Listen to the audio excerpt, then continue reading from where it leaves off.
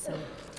Okay, good evening, everyone. Welcome. I am so excited just to see everyone here tonight.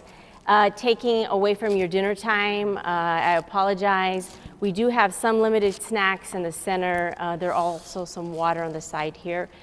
Just some housekeeping. If you need to use the restroom, the nearest is out this door to the left, male and female restrooms there for you. And I'd like to say also that what a special space. This is Foothill High School, home of the Falcons. So I want to thank Principal Seinel. Would you stand up, Principal, please? I want to acknowledge you hosting us. Principal, is there any words you would like to open or say anything about Foothill? I'm going to give you... Just welcome to Foothill. Very excited to have this event for the city of Henderson, for the One Hill community. Really appreciate everything that the city does for us, and our trustees done a great job advocating for us. We've seen a lot of changes. Yeah. Very positive and helpful students, so glad to host today. Thank you. Thank you, Principal Seinel. I told him he's like the most popular location. We had master facility plan here, we had dream sessions coming up soon, and now a community trustee meeting. So my name is Ramona Esparza-Stauffergan, and as Principal Seinel mentioned, I proudly represent the city of Henderson as an appointed trustee. And I will say to you that it has been very insightful and eye-opening. I probably have served in a short amount of time, and I do want to make sure that you know I represent the entire district and all students within Clark County. There are some technical things I want to mention aside from where the restrooms are. We do have a Spanish interpreter, and so she is available if anyone needs any kind of assistive, I believe, interpretation. She will be available to do so. If you do need that, how do you want them to acknowledge? Sure, please do. Yes.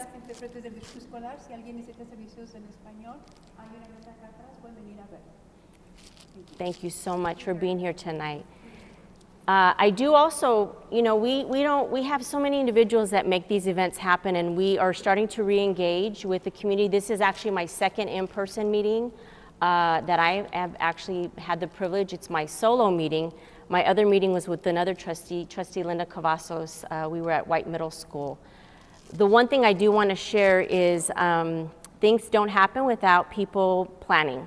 And I do want to thank certain individuals, and that is our board and our community engagement department. And can we just kind of wave, you guys made this happen today? A lot of things. Thank you so much for that. So the other thing that I wanted to share is the goal of our community engagement meetings is to listen to you. One of the things that I felt was very powerful is that having listened to some of that initial conversation in September, I felt like I was out visiting many of my schools. I have been the past 4 months, pretty much almost over, I would say 30 different schools, elementary, middle, and high. It's been very enlightening for me to hear some of the challenges, really celebrate some of the successes that are happening at the school. But I do want to say the one voice that I have not heard as much from was our students. And so I purposefully asked our superintendent, Joan Ebert, I said, would you indulge me to allow my community meeting to be a little bit slanted differently? It will still provide an opportunity for anyone that is here tonight to have a conversation, but I also have invited some students to be a part of this. So I would like that to be our next intro. Kaden, do you mind standing up for us? No problem at all. I think you can hear me, but I don't think you need a mic, Kaden. Do you Nah, think? Okay, he just said no. He said no.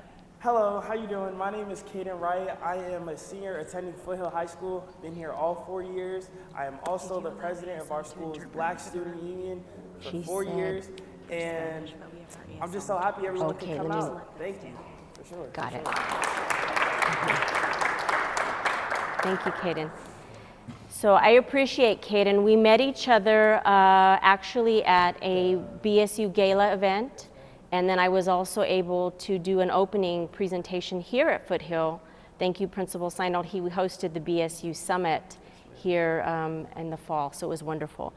I apologize, technical things that have to be covered. We do have an ASL interpreter, so if that individual could stand, please.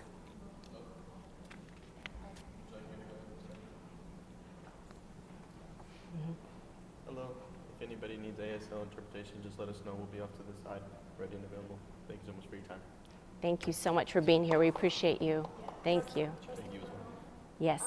Because you're live streaming this for replay and I'm live streaming now, it would be really helpful if the ASL interpreter could stay somewhere within the view so the public at large watching it at a later date or right now live has access. So do you mind being right there?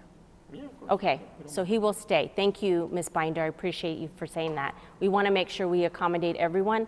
I do want to say at this time we are recording this meeting, so just be aware that that will be something that will be posted, I believe, within 48 hours after the fact. The last thing I want to ask is, and everybody has been wonderful when we have been out and about, just kind of our expectations is, you know, we truly are here to listen. And I just want it to be clear that we're going to have an opportunity to dialogue, but be respectful of each other's opinions and whatever you're going to share. Again, I will say to you, my role as a trustee, I'm one of 11. There are 11 of us. And so it's interesting to understand what is our role. Our role as a trustee is not what people think it is sometimes. And I have to tell you, I still am learning my role in this new space. I will be honest about that. I will tell you one of the big things that we are charged with is we have one employee, and that is a superintendent, Joan Ebert. And we will be doing her evaluation. We have been working and planning with her. We just adopted our new way that we will govern ourselves, which is balanced governance. And that will be our process. And that is a thing that I will say to you, it's been a pleasure and a joy to work with Joan Ebert. You know, she has been really there for a short time.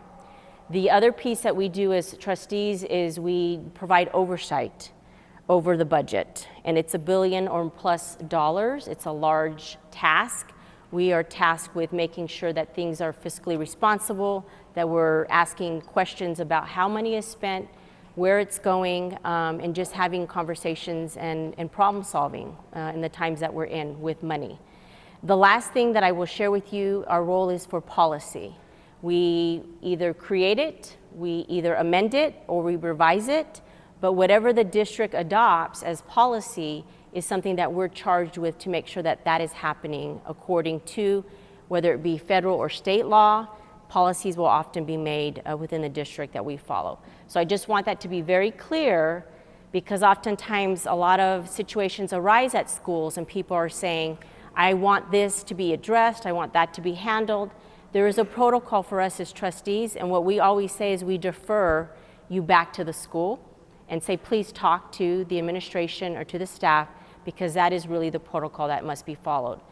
There is a barcode, I believe, Caitlin, at the end of the meeting, that if you feel that this time is not enough for us to have the dialogue or the conversation, you want something to be addressed or you want some type of follow-up, I would highly encourage you to make sure you fill that out, because that is something that we would like to do to make sure that your time is honored and valued.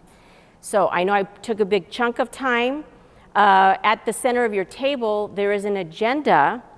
I approached several students, and one just entered another, so that we could kind of talk about some of these topics. There will be an opportunity throughout the evening and the time that we have to be able to bring up questions or concerns or suggestions or recommendations that you might have. So we will get started. Mixley, did you want to join us? I know you just, traffic was a little busy, so come on over. Thank you. Thank you for being with us. Do you want to introduce yourself? Yeah. Okay. So my name is Mishley Gutierrez. I am currently a senior at Clark High School over by Shanghai Chinatown area. And I'm so honored to be here. I'm excited to answer any questions with it. I grew up in CCSD, so elementary school, all now graduating this year, so excited to see. Thank you. Thank you for being with us. Awesome. Okay, so we will get started.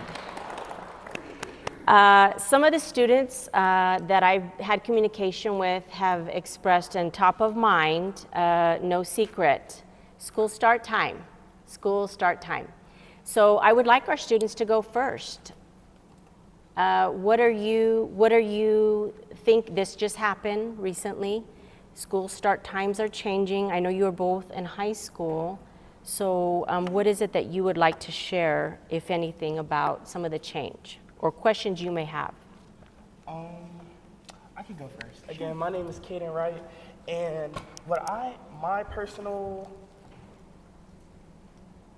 questions on, I guess, the start time. So I'm a senior, and to my knowledge, I don't think it applies to seniors because we're about to graduate, and it's not going to change this year. It's the upcoming 2026 and 2027. For children who are becoming upperclassmen and things like that, what was the reasoning for this change? Because I know I can say for instance, my classmates, they don't have a problem with waking up early, and I know skipping class and stuff is like a big thing, but I feel like to give children an option to come to school later, that might be something to hinder them back in terms of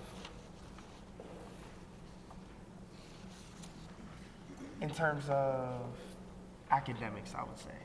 Because I feel like if we start earlier, there's more time for us to go home and do homework and things like that. But getting out at mid-ish 2:30, I feel like that's a little different, like a change that I would like to see would happen next year, for sure.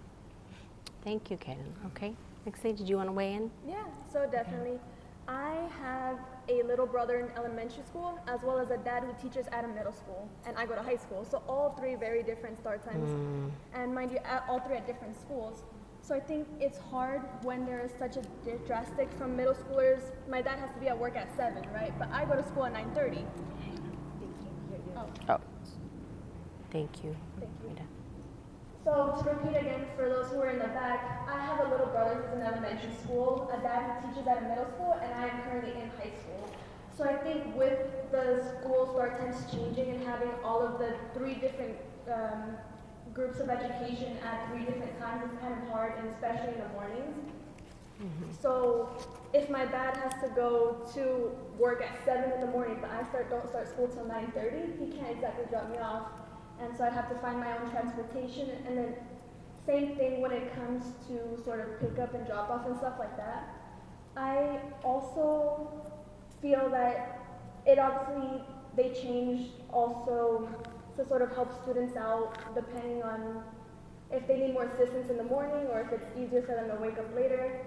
And currently I start school at about 7:30, 8 in the morning, and it allows me time in the morning, but to also not be super tired and still allows me to get ready. So I do think that the start times are, since they vast so differently, I think it can be difficult for especially multi-generational households and households that have to deal with CCSD on multiple different levels, not just one kid at one school.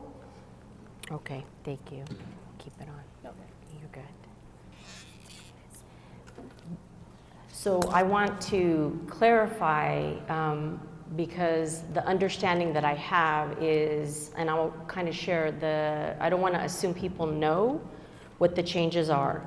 And you are right, Kaden, the changes will happen for the next 2026-27 school year, which would happen in the fall. So the start time for middle school would change to 7:30 a.m. and the dismissal would be 1:41 p.m. High school start times would be 8:30 a.m. and dismissal would be 2:41 p.m. Elementary would be 9:15 a.m. and the dismissal would be 3:26 p.m. So we just had a presentation last Thursday provided to us by CCSD leadership about some of the some of the whys of the changes were made and the decisions were made. What I want to say is our superintendent, it's very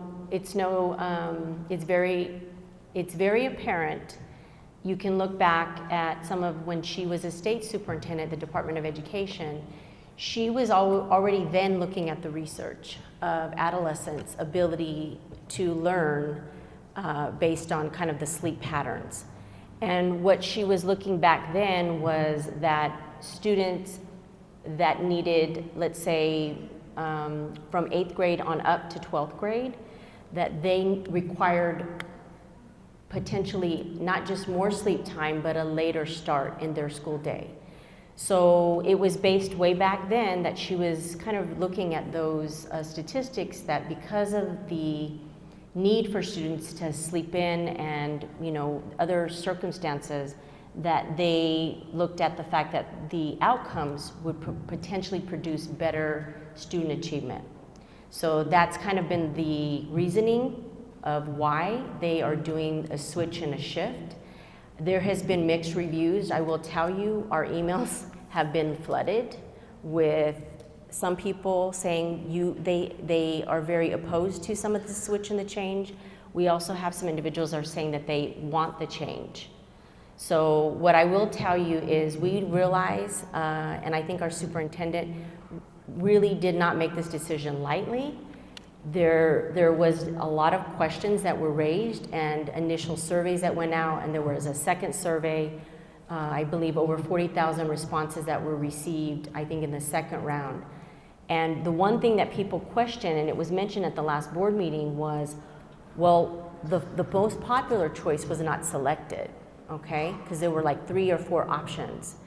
And they had to weigh in with a lot of the variables, and I think there were conversations with our municipalities on what would be the offerings for families before and after school. Because we know that parents are working, we know students are working, we know that the release time is important to be able to have supports for before and after school. So that was a conversation that was also taken into consideration. And also having spoken to some of our elementary principals. Elementary principals said they were very worried about even just a shift in the time being much, much later because of the fact that students would be walking at home in the dark. So I think that's why the option was to go this way. But what I appreciate is your transparency of understanding we have families that work in the district, we have students that are going to school, so it's going to be a conversation that we have to understand. There may be intended consequences from our leadership, but we need to continue the conversation because I know even at last week's meeting, I was asking as your rep to say, well, how do we know and how are we going to track? What are the impacts that are unintended for some of our working families? So what I will tell you is the conversation is that as of today, those changes are going to happen. That is what's going to be in place, but it doesn't mean that things can't be revisited and things aren't going to be monitored and reviewed based on what and how our community and our families are being impacted, okay? So I want to open the mic. We have a mic to be able to pass. Are there any other questions, suggestions, comments on the topic of school start time? I want to be able to listen to what people have to say. I got a process question on that. Sure. So, I've seen, obviously I'm a Henderson resident, I've known you for a while, I live in District G. I'm involved in schools in Henderson and outside. And one of the things I hear from the trustees, it's an operational decision, so it's Right. not your thing. That would make sense if it didn't really cost a lot of money. But this is going to cost $5 million. Yep. That doesn't sound like operational anymore. It's going to cost $5 million for buses that comes from bonds. When we're having a conversation. Okay, well, sorry, you answer the table. Yeah, you. So it's a process question because a lot of times I've heard from the trustees online, and from my website, it's an operational question. And there's some frustration from that from the charter. But if it didn't cost any money, it's understandable to say it's operational. But this has cost $5 million. If it's a $5 million, that's a board vote.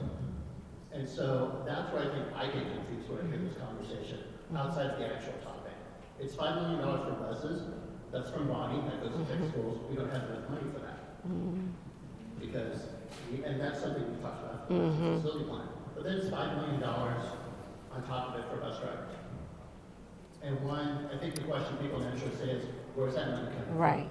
The natural thing is maybe they're cutting from schools. I'm not suggesting that, I don't know what it is, but that changes the conversation. I just want to hear your thoughts on it. Sure. Okay. Thank you, Mr. Gonzalez. I appreciate your question. So here's what I'm going to say to that. We hired our superintendent based on her expertise, her acumen, her ability to, operate and make the decisions that she feels are best. And I would say to you that despite the amount of money that it's going to cost, there have been many conversations with our superintendent from the trustees. And I think that's important to say that it really is an operational decision in the sense that the buses themselves we are like the largest transportation system in the nation. And so if we were to micromanage, all the decisions that our superintendent is making based on which way, individuals are saying they might be inconvenienced or not, we have to have a level of trust that she is seeing a bigger picture, and we know that she's looking at what is best for students. And I'm going to say this too, because it's a hard space to be in. You're right. Our previous administration was not as transparent. That's a fact. Okay, and I would say that we have a different way of messaging and a different level of engagement. Just the mere fact that she had so many different surveys out there, it wasn't because people were going to get what they wanted. That wasn't her process. But it was to get the feedback to say, what are we not thinking about? What do we need to consider for our families so that we don't have this impact be so that it's a negative and adverse? So back to your question, we hired her for innovation. We hired her for change. We hired her and we will hold her accountable for results. So there's a level of trust between us as trustees to be able to say, we are going to trust your decisions that you're making so that we can see better outcomes and outputs. So this for me, and I love your question because you know that money is definitely top of mind, and we have to be really intentional and thoughtful on how are we spending it, and is it going to give us the results we're expecting. So I appreciate that question so much. Thank you, Mr. Gonzalez. Any other questions from the audience on this topic?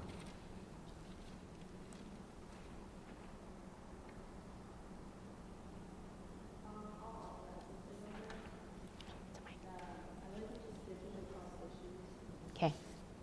Go ahead. I really think the scheduling caused issues in terms of lack of bus transportation. Most schools are getting out earlier than the older siblings will still be in school when they get out. Most of the classes start taking the bus and we won't have bus shoulders.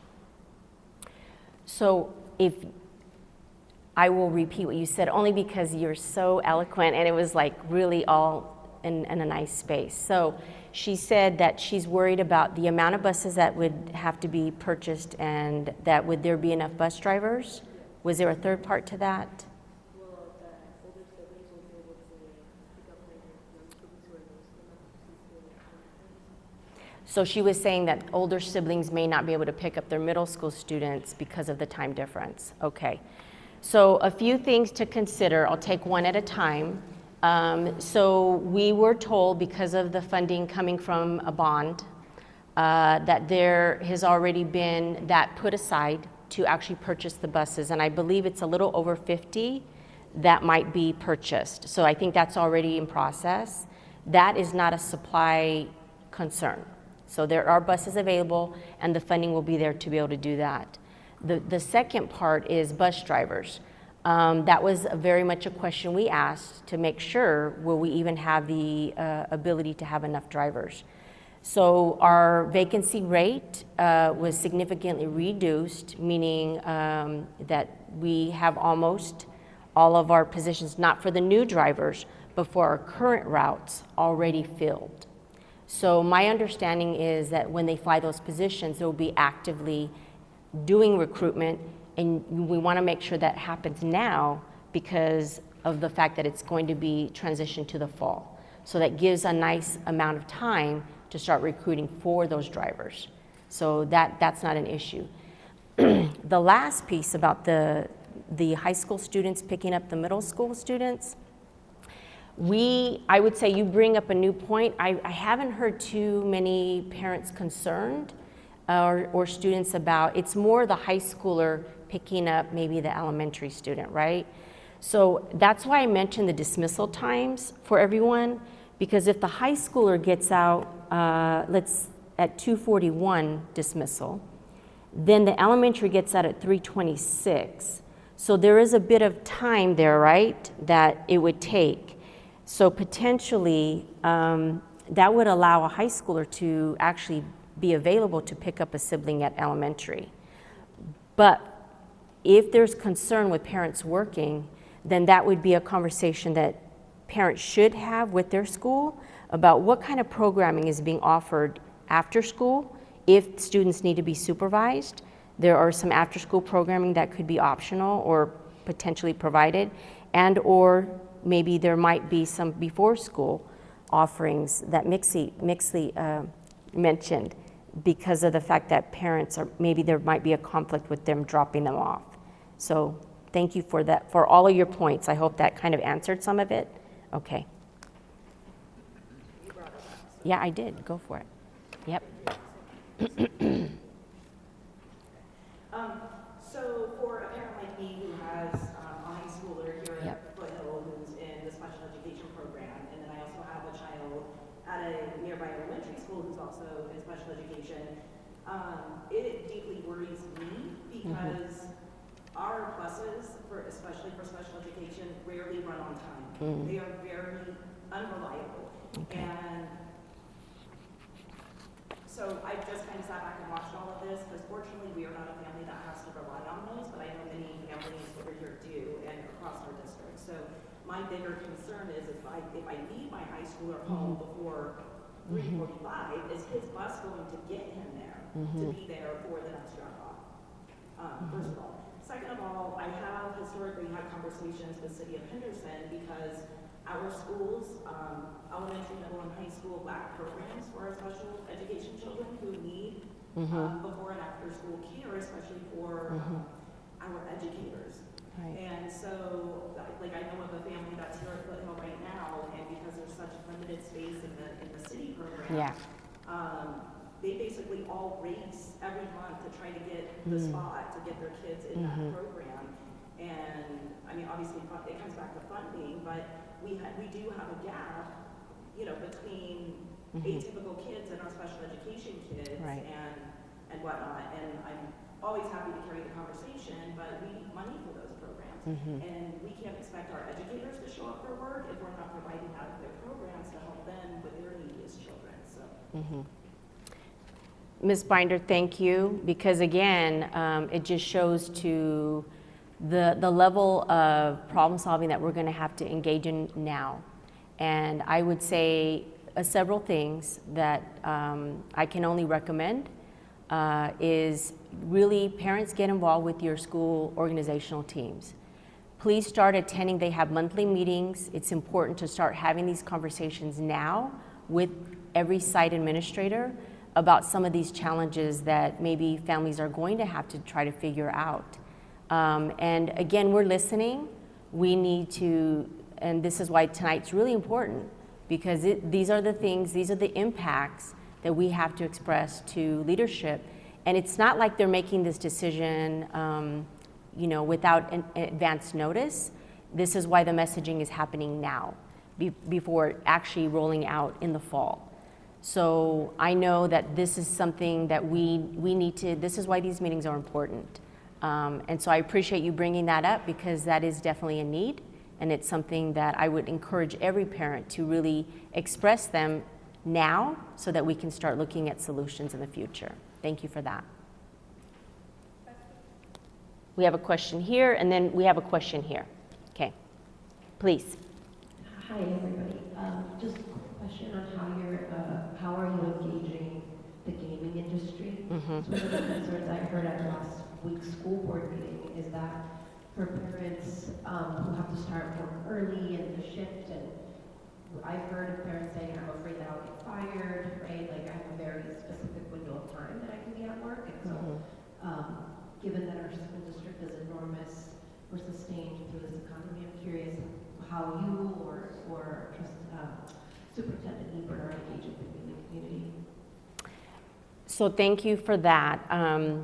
Aside from having conversations with like municipalities specifically, I know that our superintendent does regularly have conversations with workforce and the gaming and even the State Department and many other areas, the chambers, business chambers as well. And so I would say to you as a parent, please engage and continue that those parents need to let us know ahead of time so that we can have her have those discussions with them. And we know it's gonna be difficult, right? There was a parent that was saying, well, what are we gonna do if our kids come in, like our middle schoolers, they're not used to getting up so early and they're gonna come to school late. Well, there's gonna be a lot of grace given to those students, especially in the beginning, because we need to understand that that's change. And we have to accommodate those changes for our kids. It's a whole half an hour earlier that they're gonna have to be coming to school. So I appreciate that you are mentioning the gaming because, you know, it'll be a conversation. Where will that grace be as well, knowing that this is gonna be a shift for our entire community as a whole. Okay? We're gonna switch topics because we're moving on. Oh, I apologize, Mom. We're not switching just yet. You're our last one on school start time. Okay. No worries. Thank you. So I have a question regarding how the busing is going to affect the magnets. So I know in the recent years they've kind of cut back on how much busing they provide to magnet schools, which I'm very glad that they offer some amazing programs. But one thing that I have noticed as a parent, there are a lot more parents that do drop off before a lot of people have to go work, but not very many that can actually pick up at the end of the day.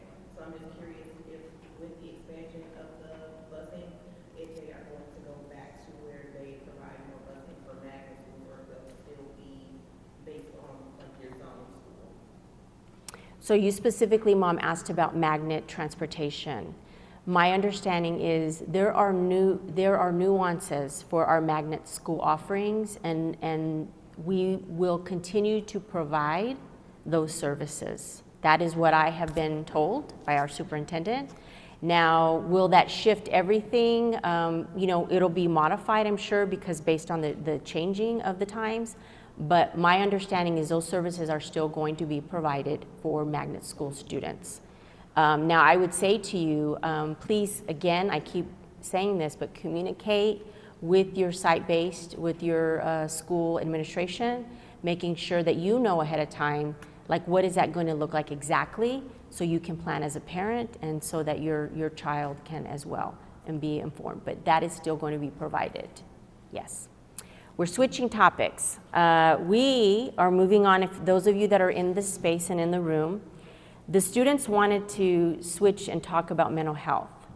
So I know that this has been something that has been top of mind, and some of our youth here, if they want to kind of have a conversation, I will tell you, some of you may not be aware, my first chapter of life before I was a trustee, I served in the educational system.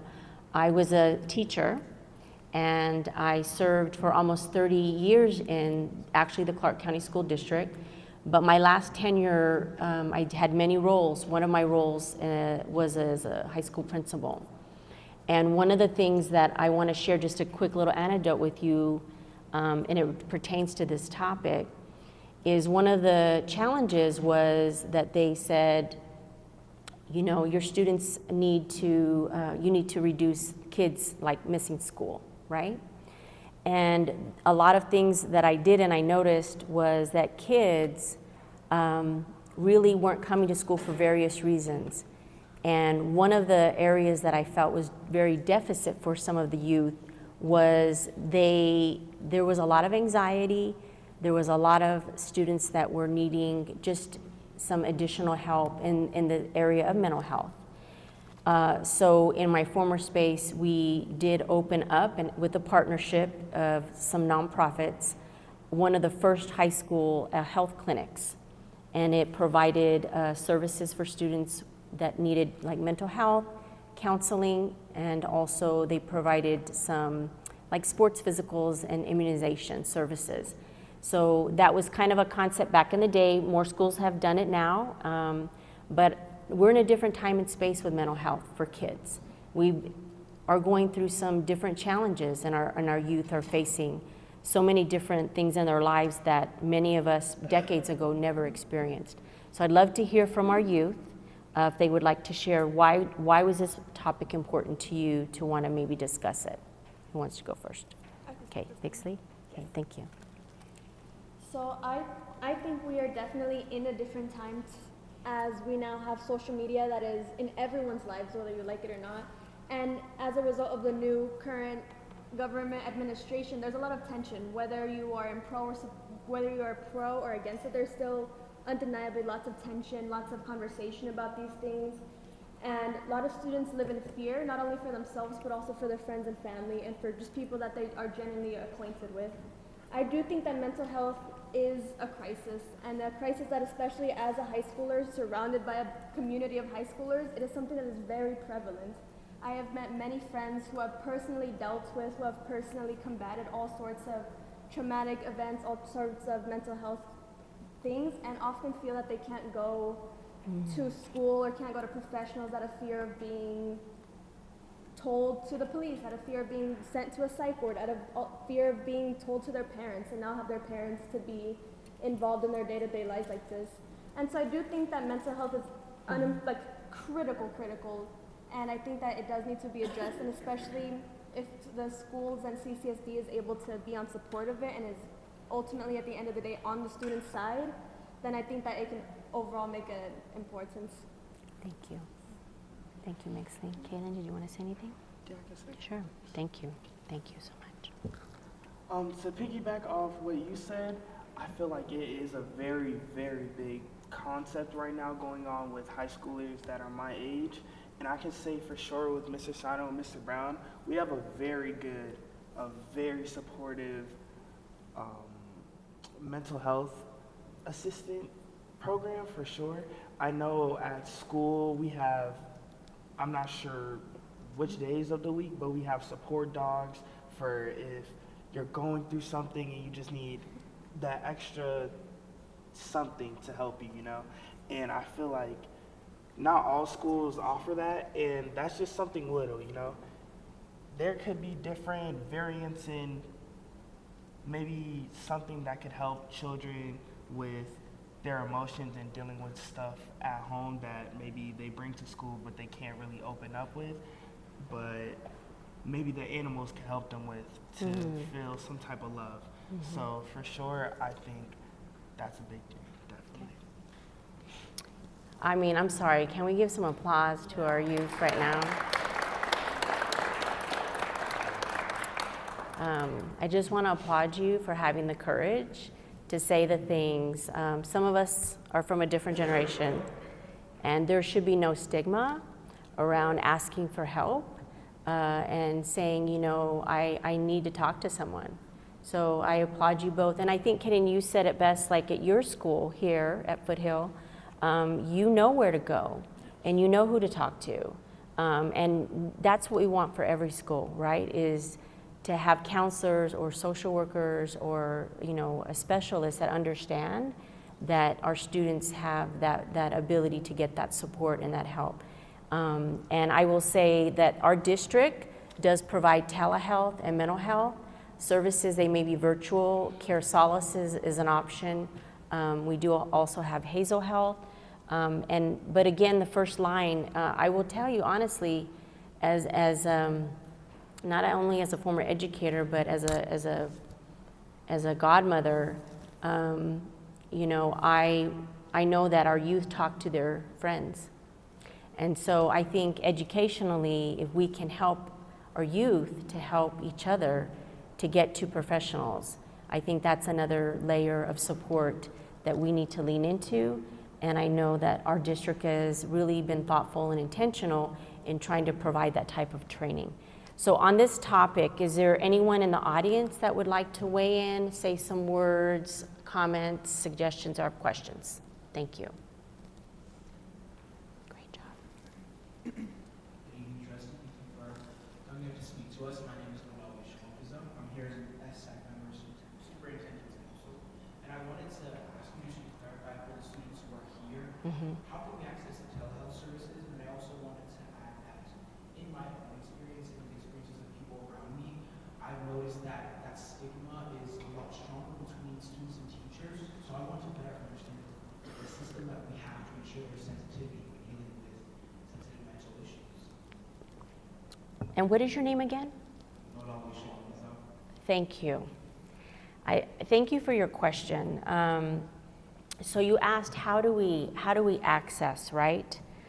So my understanding, and I know it's kind of a basic answer, but we want people to go to our website, ccsd.net. And on there, we kind of have a new face on our website. It's brand new. And there is posted where services can be accessed. If you're on social media, my understanding is that we do have, on a regular basis, whatever platform you may choose or use, the district does post how to access Hazel Health, how to access Care Solace. It is, and also I didn't mention, aside from mental health, when there are instances where kids need to report things that are happening that shouldn't be happening to them, they can go to Safe Voice. So ccsd.net, I would say, is like the most where you can go and find all of the information. You can also think about going to your school counselor, going to any adult on any school campus, educator. Even we have our campus security monitors. We have school, we call them school police, but I call them school community police, okay? Because they're there to serve you as students, and they know where to point you to and to guide you. The second part, as far as stigma, I think this is why tonight to me was so important to have students right next to me, is because we need to listen. We need to listen to our youth. We need to understand what their issues and their realities are, their challenges, their struggles, celebrate their successes, their courage. And I think as adults, my question as one of your trustees is, whenever I talk to a youth, I always say, is there someone in your life that you feel that you can trust to tell when you need to talk to someone? And it could be a coach, it could be a campus security monitor, it could be the principal of a school. But that's an important question. And I'm starting to ask that more of youth, especially that, when I visit schools, is who's someone that you trust, that you can talk to and have a conversation. And I think that removes that stigma that it's okay not to be okay. And so we have to acknowledge that. And we're all going through a lot in our lives. So I think that's the piece. We as adults need to be vulnerable with the youth to say, we have bad days and we have situations we struggle with and go through. And so let us be that example as well. I hope that maybe addressed some of that. Anyone else?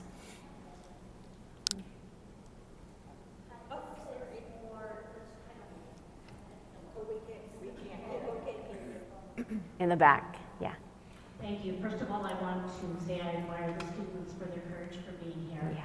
But my question to them is, based on your experience for yourselves or your friends, what are some of the reasons that students either seek support or don't seek support, and why is that? Okay.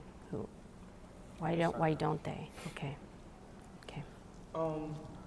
So I could just go off what I've been told from some of my peers and my friends personally. I know there's a lot going on with, we're graduating soon. So there's a lot of expectations after high school. Some people don't know what they want to do. Some people are having their parents' beliefs pushed on them, and they feel they don't have the voice to speak up for themselves and not express, that's not what I want to do. But those are definitely the two biggest things for sure that have been brought to my attention as of recently that have affected my peers and my ages. Thank you. Thank you, Kaden. Okay, Lexi. So the school so I go to Clark High School again, and it is around, I know for sure 60% students of Hispanic descent. However, past that, it is 80% students of color. And so I go to a predominantly black and brown school, and very thankful for the teachers that are able to speak Spanish, very thankful to our administration that is able to speak Spanish and is able to provide for those students. But I find that oftentimes in my communities, the people that are struggling the most are the people that feel sort of prejudiced from the world and don't exactly know what to do with it, right?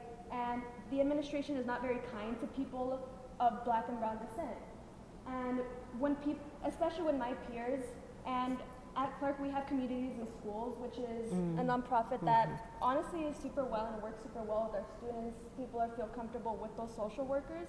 But oftentimes I find that when students are going to seek help from those people at schools, it's often as a last resort. It is often people that they don't know who else to turn to. They don't know, they can't talk to their family about that. They can't go to anyone else about that. And so at the end of the day, they turn to the social workers and the literal people that are sort of specialized in these sort of topics. But it's often seen as a last resort. It's often as people who don't know what to do with their own selves. And as a last countermeasure, just as something preventative. Okay, thank you. Okay, we have questions and comments. Okay, just super quick, so one of the hats that I wear for the state of Nevada, I'm the vice chair of the Behavioral Health Planning Council. So we oversee all of the SAMHSA grants. So that's the mental health, substance use disorder grants. So I'm going to take some of this feedback tonight back to the state. But something no one mentioned tonight is we do have 998, which is the crisis hotline. So I personally, as a parent, don't think I've ever seen an advertisement come through for that, as well as Mayor Solis and Hazel Hall. But part of our new strategic plan, we are getting ready to launch a huge anti-stigma campaign. And so as we're going through the planning phases of that, obviously I would always make sure that we have these center voices. So I just want you guys to know, even all the way up to the state, we have been listening, and we are trying to help with removing a lot of that for you and making pathways for better conversations with adults. Thank you, Ms. Binder. Appreciate that. I just wanted to. No one ever hands me a microphone. Thank you. I just wanted to say, first of all, thank you. It's a lot of courage to talk about this in a room of people that some you know, some you don't. So I appreciate it. I also just want to say that I think as adults, sometimes we ask a lot of students when it comes to this vulnerability, and we don't give enough of it, one. And two, I think there's some things that we need to model from the top down. And I'm going to give two specific examples. I think that students feeling safe and feeling a sense of belonging on campus is not political. And I think that if we were able to engage our superintendent, our trustees, our administrative staff, in being able to send messaging that's clear to students on a regular basis that they're safe and that they belong, and that we provide coaching, from that level down so that folks know what it can look like. I think that that would be a valuable thing to do. And I think that talking about things like Care Solace and Hazel Health, maybe there's a way to add that to the cadence of what all of us are doing. Yeah. So schools have weekly newsletters or monthly newsletters or something so that we can develop, these are the kinds of things where you can leverage a giant district and say, these are the cadences that are expected at these levels, so the students are continually seeing that these support services exist, and then continue to train teachers. I am happy to help with that initiative because students should not feel like their teachers are not people who are safe for them. I don't know what you're doing in this profession if students don't feel safe with you. Thank you for that. Anyone else in the room, in the space? Yes.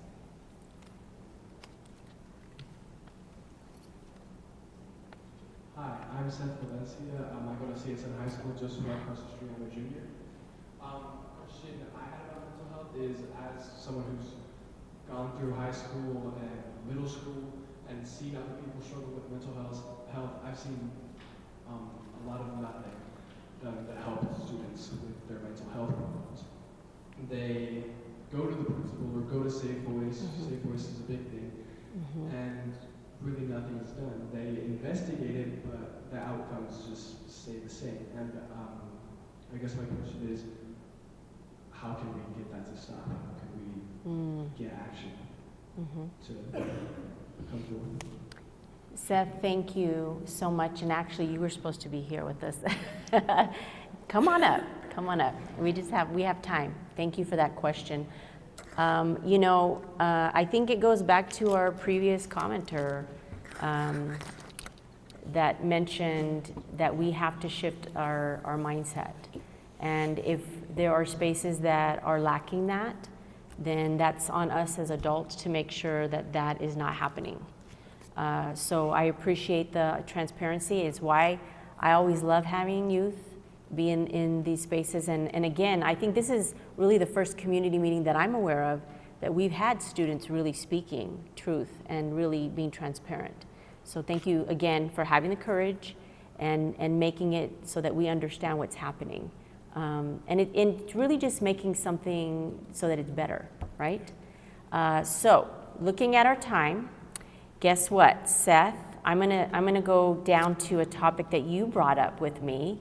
So Seth Valencia serves on the Superintendent Student Advisory Council. It is comprised of students all over the district. They meet with the superintendent on the monthly, and they talk about different things, and they have real conversations, and they have a lot of different activities that they do. Seth, you brought up, you wanted to have a conversation about AI in education. So I'm gonna skip over school resources. So do you mind if I just ask you to say, why did you wanna talk about AI in education? I think we all wanna talk about AI in education. Okay, go ahead. No problem. Is it Yeah. on? Okay. I really wanted to talk about AI in education because it's a big problem for me. Not only do I feel tempted to cheat all the time because I want good grades, I'm an aspiring student, but I see my peers cheating all the time and getting the same grades that I do when I'm actually trying the hardest. I also noticed that teachers themselves are using AI to come up with assignments and grade assignments instead of reading the assignments and doing it themselves. This could be old-fashioned, but I think that AI is a real danger to critical thinking and logic in our society, and I would like to cut it out of our education as much as possible. That's fine. Thank you, Seth. Any comments, thoughts? Okay. Missy, any comments about AI? So, Seth, thank you for your feedback on that. And I did get some opportunity to kind of ask our superintendent a little bit about where are we as a district with AI. And what I understand is there actually are some schools that are piloting currently some of the use of AI tools. And so they're actually trying to evaluate, like, what are some of the risks, or what are some of the safeguards. I know that they're really looking at as kind of a test space to really figure this out.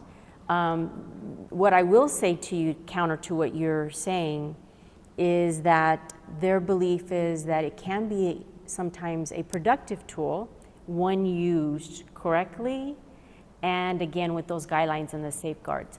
What I also did, Seth, because you made me go down a rabbit hole, and I love this, is I found out, I kind of looked and researched my own self, that there are 21 different states. They proposed different bills in their legislative, their elects, in the use of AI. And some of them have created bills on maybe AI in the space of literacy learning. Some of them have done a responsible use of AI. And then others have been looking at like how states develop their autonomy. What I will tell you, and this is outside of CCSD, is the Department of Education has created a guidance document in the use of AI for all districts in the state, and that's something that's posted there. And I know because of this landscape is so new for all of us, I'm gonna fully disclose, like, I use ChatGPT.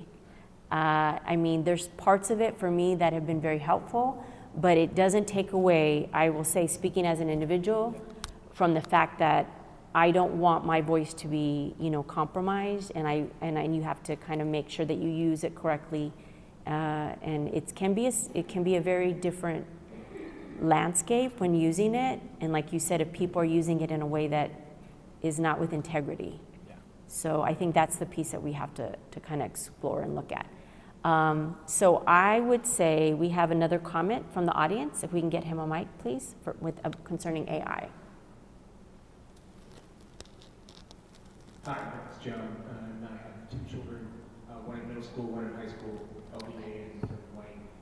My concern actually also AI, but in technology in general, is that I find that when you're using a Chromebook for all of your lessons, you are reducing the literacy, especially of children in elementary school. And I find that the lack of pen and paper that we're using has had a detrimental effect, especially for my children who are dyslexic. It's had a very detrimental effect on their fluency, both written and reading. They're both delayed reading, and they're both delayed writing because they don't do enough. Has the district thought about taking the Chromebooks out of the schools and getting back to pen and paper simply to eliminate AI and give them critical thinking skills, and then also increase their fluency in both written and the decoding, that's what the word I was looking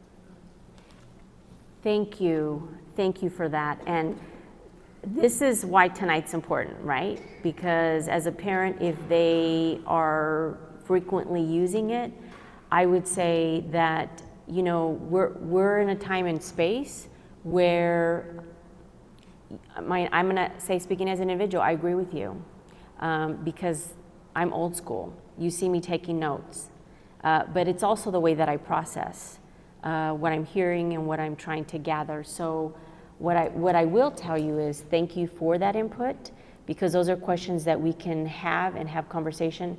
There are other schools in our district as well that we've been probably about 5 years out now, have been doing a lot of more project-based learning.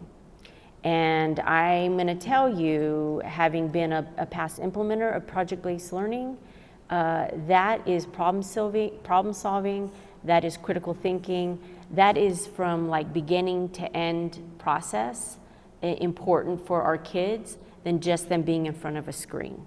So I would say to you, our superintendent is definitely someone that is looking at all facets and aspects and wanting to listen to maybe what do we need to do a little bit different as we're moving forward. So I thank you for that, and of course, I'm noting it. Any other thoughts or comments on AI? Yes. What would you consider proper use of AI in education? Okay, so that is her question to me specifically, what is the proper use of AI in education? I'm gonna tell you, I think I'm gonna say my personal use, okay? So that might help a little bit. I had been asked to write a letter of support for someone. And what normally would have taken me, and it was a recommendation, what normally in my pre-chat GTP time, it probably would have taken me maybe an hour and a half to do this letter for someone. When I did it using that as a tool, I'm gonna tell you it took me like not even 10 minutes. It cut down, right? But having said that, I went and I personalized it. So that added into my time. So maybe what would have taken me an hour and a half now is taking me maybe half an hour. Would that be okay for students though? You know, I'm going to say to you, if it's used appropriately, with integrity, speaking as an individual, then I am going to say as an individual that I would be fine with that. And if it would make something more efficient and proficient and cut down on someone having to use time, and you maybe want to use your other time for other things, I think that would be an effective use of it. But I would say speak with your school specifically on what they have as guidelines, because every school at this point in time probably has specific guidelines. So make sure you communicate with them specifically.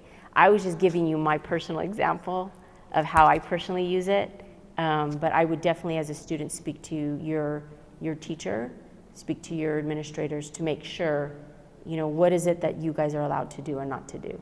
Thank you for the question, I appreciate it. Okay, so we're gonna open up the topic. We have 10 minutes, I believe.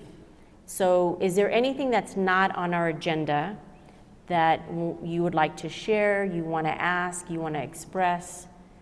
Anyone that would like to, I want to open it up and give us an opportunity. Mm-hmm. You said that was good. Thank you for the note around school organization teams. I actually sit on my son's school organization team, who's in elementary school, and their school is facing a $1.2 million budget cut.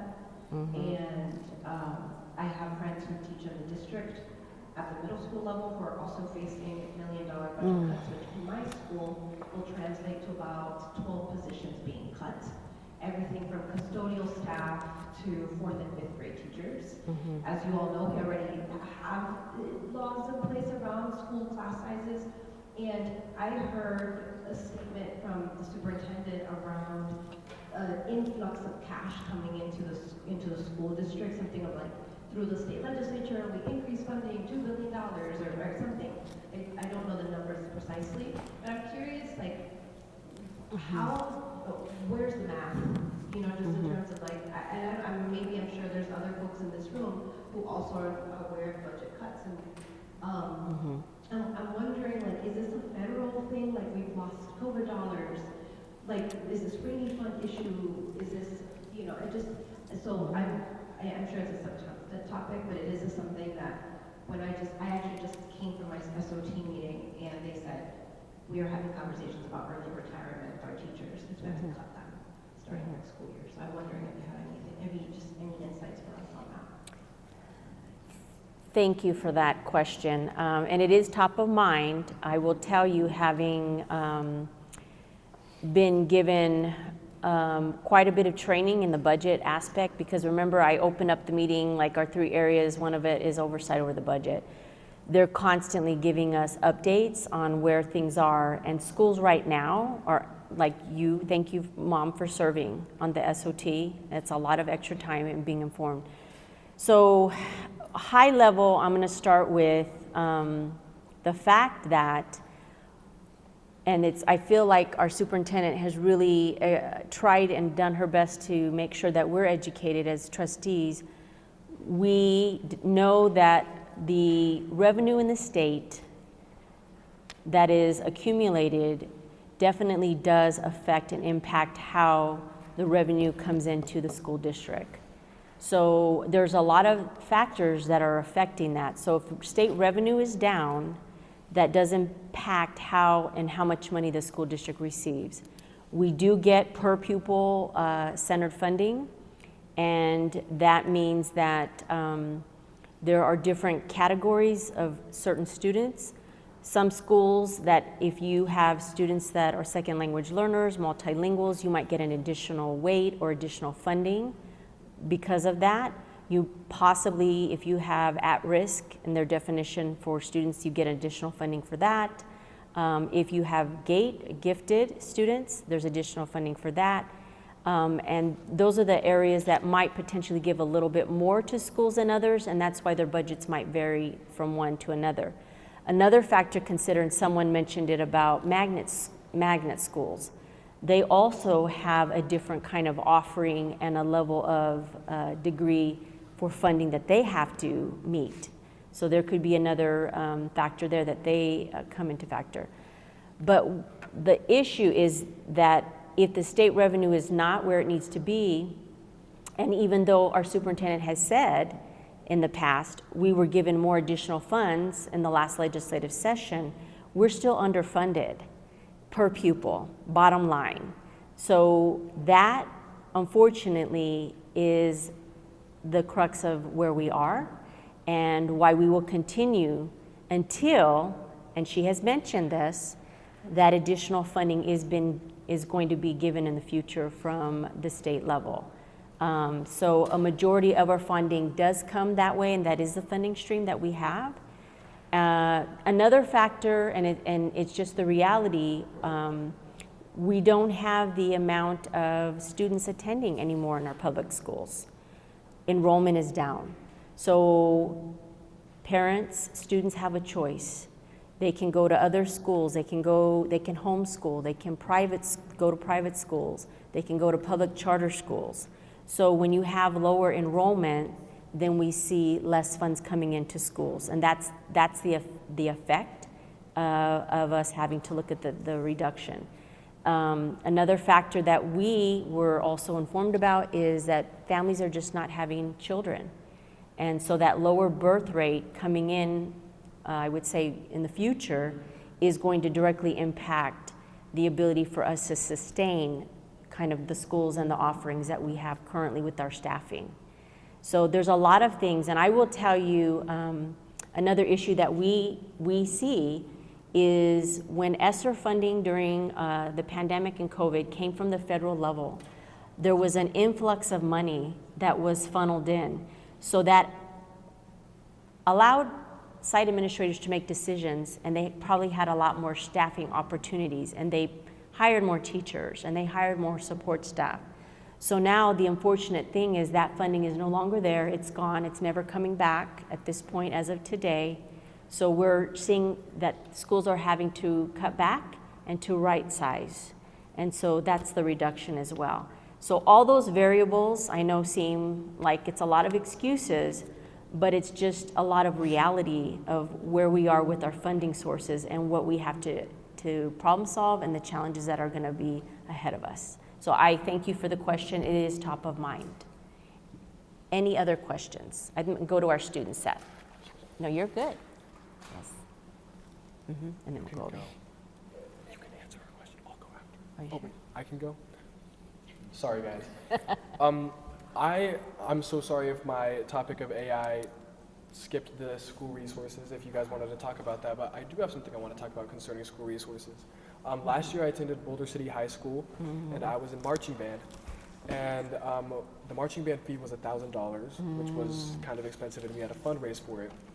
And that year, our school got a new scoreboard, a big new scoreboard with a screen so that people could see what's going on with the football game, and they could have advertisements on the scoreboard. And it was a big problem, and there was animosity in our school between the band kids and the football kids because we had to pay $1,000 while football players, because I also played football, so I was kind of torn between the two. Football players, we only had to pay $300, and we got a new scoreboard. So I feel like the funding should go more towards education and things that need to be fixed rather than an accommodity like a scoreboard. Do the schools decide what happens with their funds, or does the district decide what happens with their funds? Good question. Okay. So the answer to your question is that schools have the autonomy, and they're given a certain amount of funding based on the students that we talked about. And so the schools are the decision makers. And that's site-based decision making that happens, Seth, and I appreciate your question because one thing I will say about school organizational teams is there are student reps on your school organizational team. So you can participate, and you don't even have to be the representative on your school organizational team to have conversations about your school budget. You can, as a student, show up and go to those meetings, and they happen every month. So I would strongly encourage students to get involved with your school organizational teams and really be a voice like you are tonight and having conversation about some of the real questions that you want answered. So I appreciate that honesty. I saw another, yes, and then we'll go back. Okay. Mm-hmm. And I haven't done my research yet. And I went to my SOT meeting at Clark last week. Okay. And their band fee is nowhere close to $1,000 a person because I'm going to have two of them that graduated last year in marching band. And it breaks my heart to see what Foothill pays, what Arbor pays, what Boulder City pays. And then you go to a school like Clark that has a band almost as big, but yet they're, you know, and a lot of it comes from sponsorships. And so, like the scoreboard, maybe they got somebody, I don't know. But I didn't do my research yet. I was going to talk about the Title I. Okay. Do you know, they said at our SOT meeting, Title I was being distributed differently now at the district level? But did that happen at the district level or at the state level? And then secondly, yes, Title I is federal money. And we had this, Washoe County just had the lawsuit about the sped money against the state, about how they're distributing those funds, and that's going to impact us.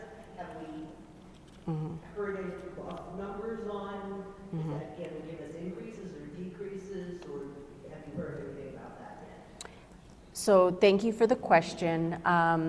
So I know that someone kind of tried to clarify, Title I funding is a federal fund, but the district does have a certain level of decision-making on the percentage. So to answer that part of your question, I do not know, but I would appreciate if there's something really specific about that and you filling out the barcode at the end to see that I can try to get you some follow-up on that. Now, the special ed, that is something that's very public. And I know, I will tell you the update that we recently received within the past week from our superintendent. I will tell you that she is in very much communication with some of the other state superintendents, and we have 17 districts in Nevada, and having conversations about looking at what is occurring. So I will leave it there at this time, and I appreciate that she's even having dialogue with other superintendents, because we need to work collaboratively together, especially when we are looking at special ed and resources and what's happening throughout the state. We can learn from them and we can try to partner together. So I know that's not a full answer, but please, again, I would like encourage you to fill that piece out. So we ran over time a little bit. I'm going to stay.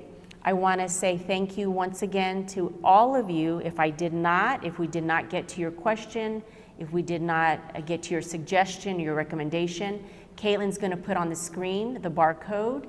If you can have your device. Caitlin, if they don't have a device, is there another method for them to leave any opinions or comments or questions behind? Yes, if you RSVP for this meeting.